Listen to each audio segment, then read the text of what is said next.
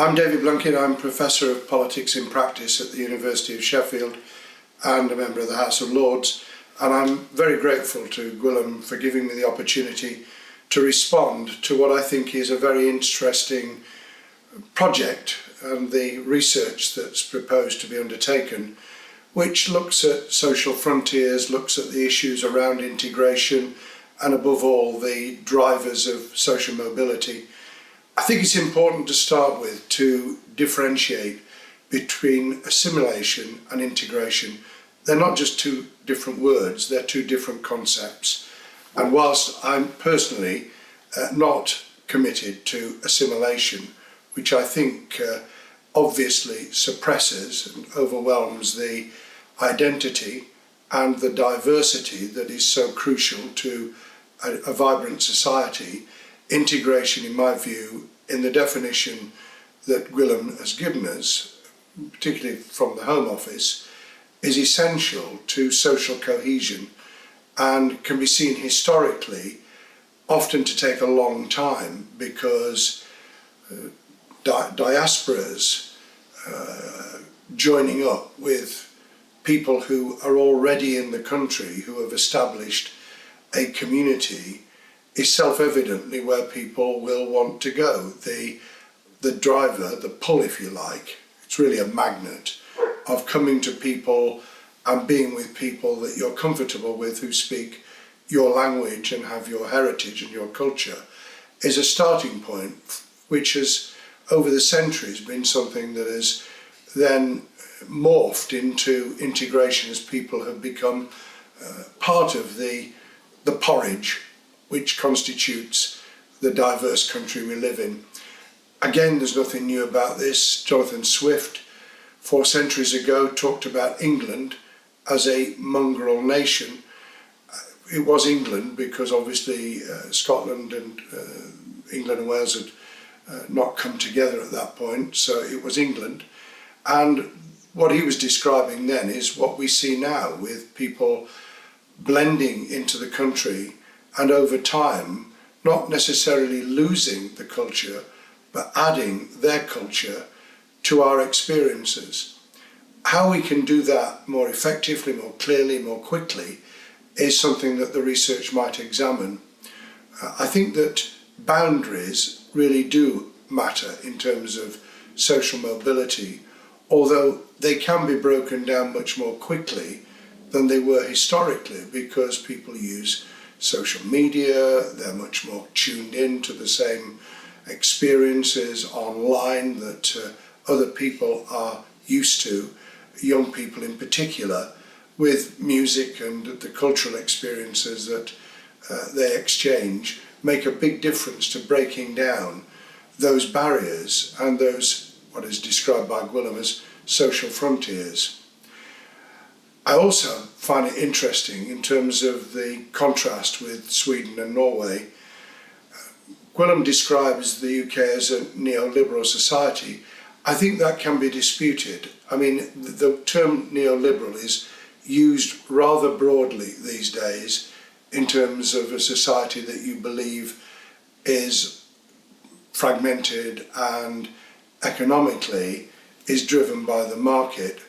And whilst I think there are good arguments to accept that we're certainly more neoliberal than the Scandinavian countries, you need to just take a look at some of the literature from Sweden and Norway. They're obviously fiction, but the late Stieg Larsson, in his trilogy, The Girl with the Dragon Tattoo, paints a very interesting social picture of the country, as does Jo Nesbø in Norway, because they are social commentators as well as authors.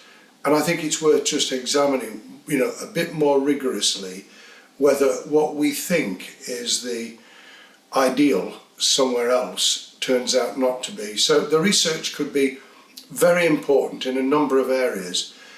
Coming back to the thrust of the introduction, the idea that social mobility is fundamental, I think it is, and I think education is a real driver.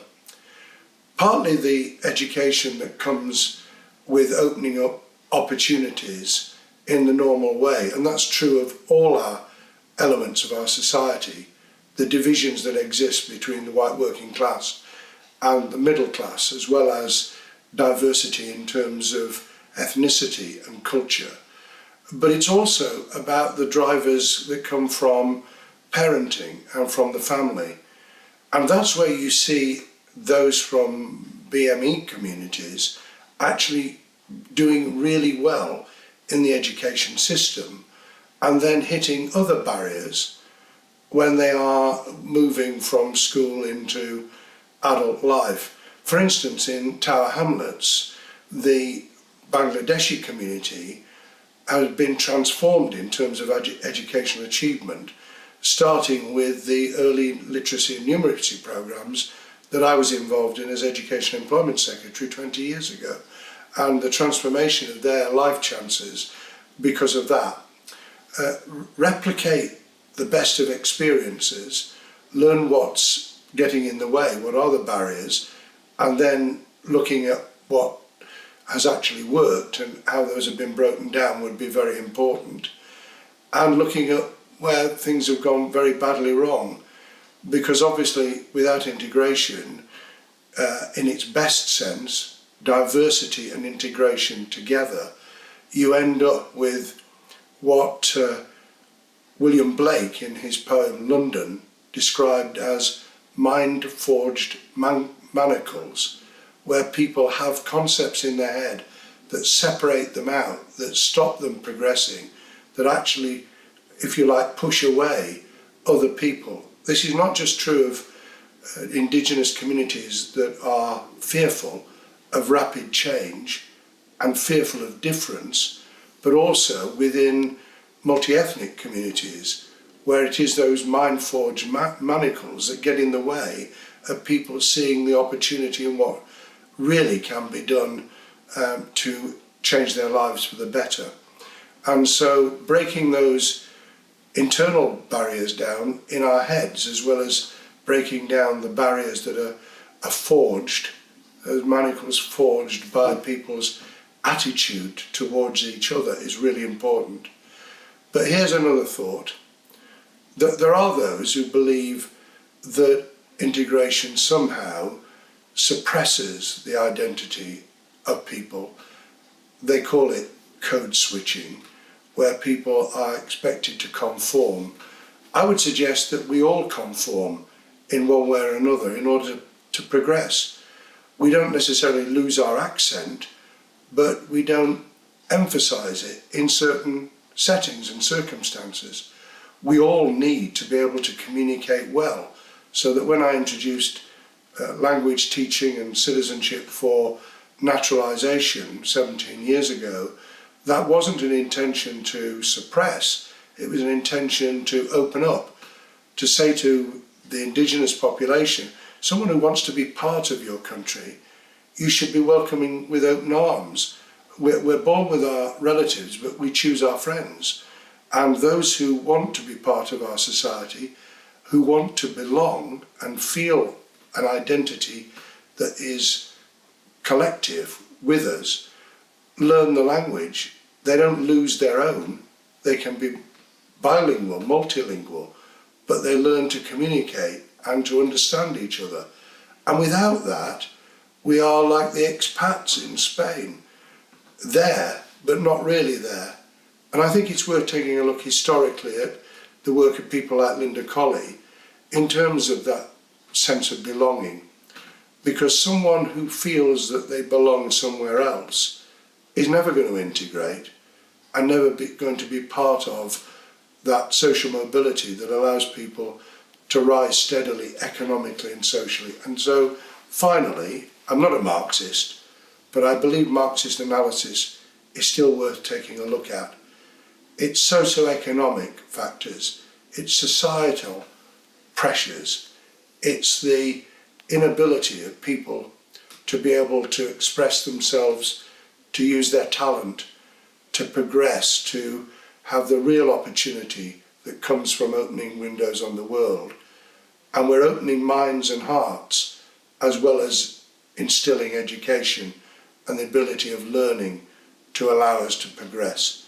So let us look at how all of us can make a contribution to that, not expecting an indigenous population to somehow feel that it's their obligation to integrate with those who are entering that society, but to feel that it's part of all of our obligation to each other, our duty to reach out, to put away those manacles and those fears and their worry about change and difference, and to be able to recognise that a society that is diverse but well integrated, a cohesive society that welcomes difference rather than oppressing it, is one that will progress in a global community in a world of tomorrow.